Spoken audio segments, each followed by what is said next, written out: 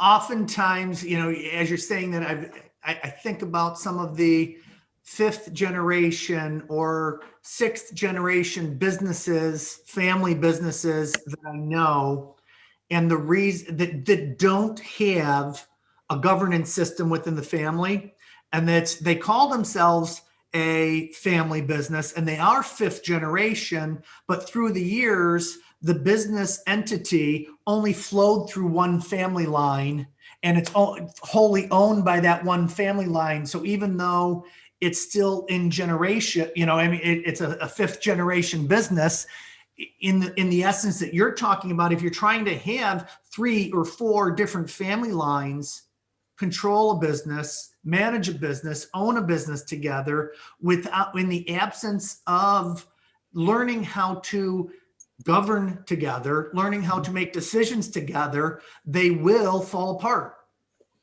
Well, it has to be that way because they're not accreting energy. Energy is running away.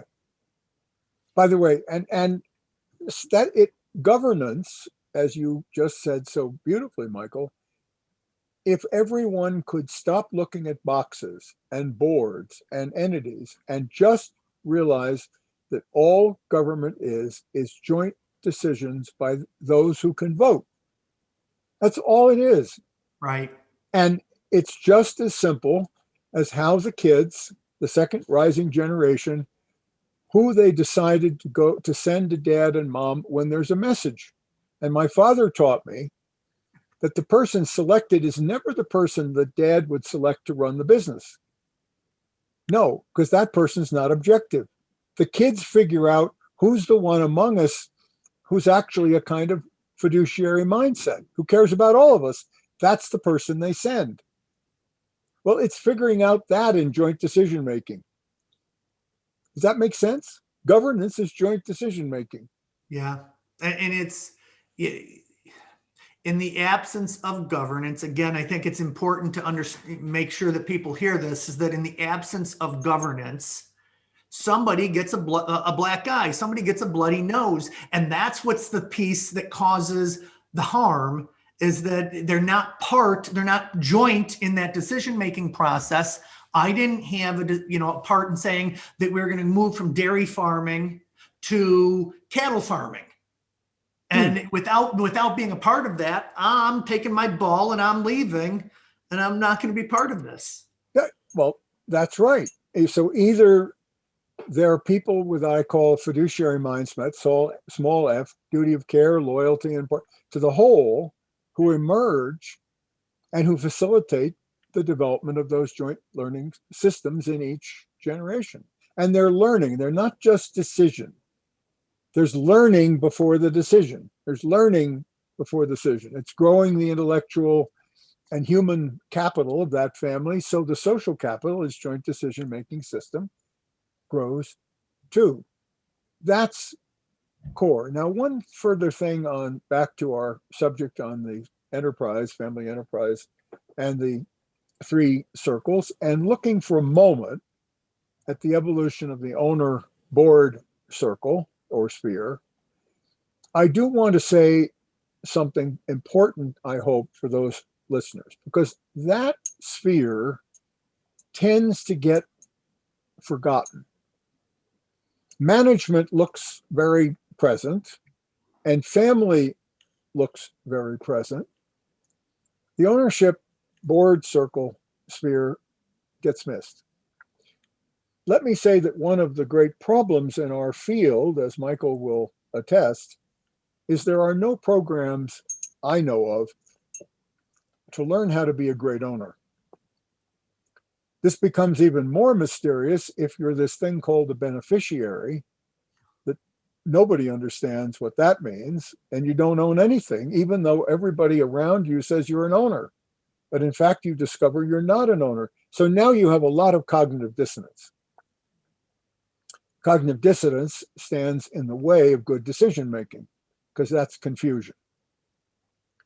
It's very, very important, very early on in each family enterprise, whether it's a business or a financial family, in my opinion, that at the earliest moments, the rising generation that second generation, begins to learn how to be, and I'm going to use a string of words, dynamic,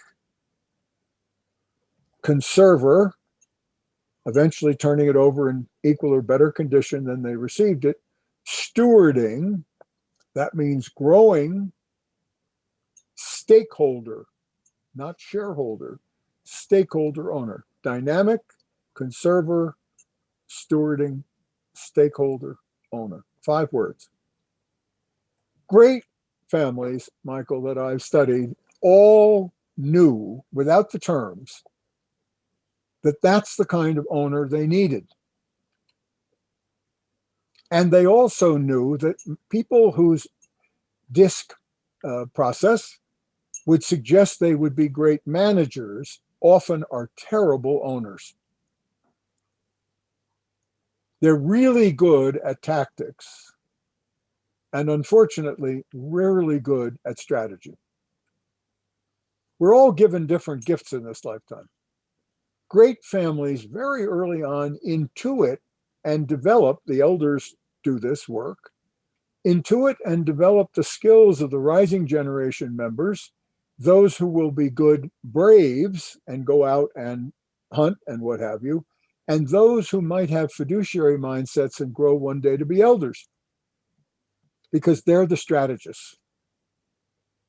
So they seek to discover inside the fabric of their family the strengths of the members by beginning very early this quest to learn to be a dynamic conserver, stewarding, stakeholder owner.